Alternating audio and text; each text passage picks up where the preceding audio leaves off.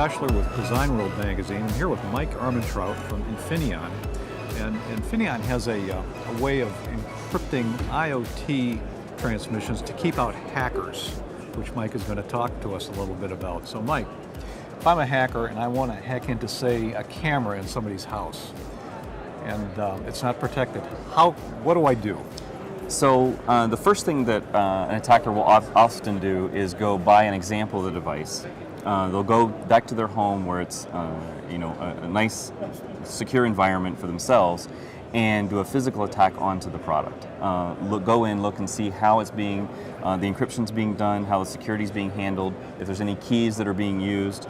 And from there, they're able to then devise a way to either make their own board look like that camera and then get into the network, be able to get further into the network, or be able to then use that to hack onto the camera and watch the video feed that the camera is recording.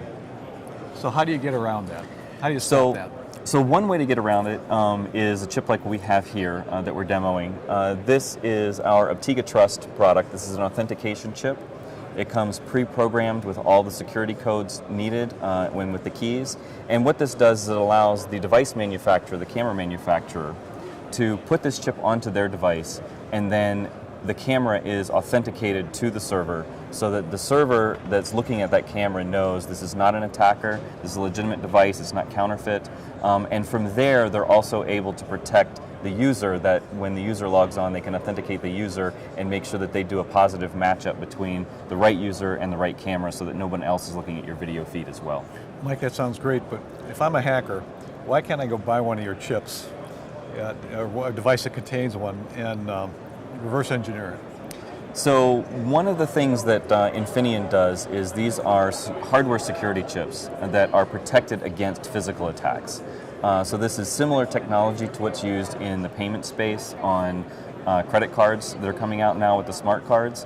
That same type of technology we also use for IoT products, which means that we're not just protecting against a software attack, but we're also protecting against physical attacks that the attacker could be using. I see. And just to be clear, we're showing this on a camera, but it doesn't have to be a camera, it's any kind of IoT. It could be used for absolutely anything, yeah. Any endpoint that's in a system that either you want to protect that device itself, or that you want to make sure that that doesn't become an entry point to the rest of the network. Interesting. Yes. And how much does that add to the cost of something like a camera? So we have multiple range of products, all the way from just very basic plug-and-play authentication chips up through fully programmable microcontrollers, which can do additional things such as secure updates, memory integrity checks of the system. But in all cases, you're going to be looking at under $2 for these types of devices. Great. So we've got a little demo running here behind us. Can you take us through it? Yeah, so this demo is showing the camera. This is a IP camera talking Wi-Fi through the router, then over to a server.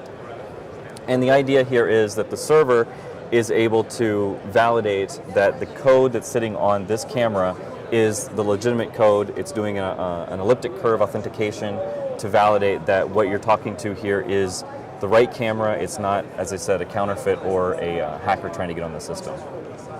Interesting. Well, that's pretty cool technology, Mike. Thank you. Thank you.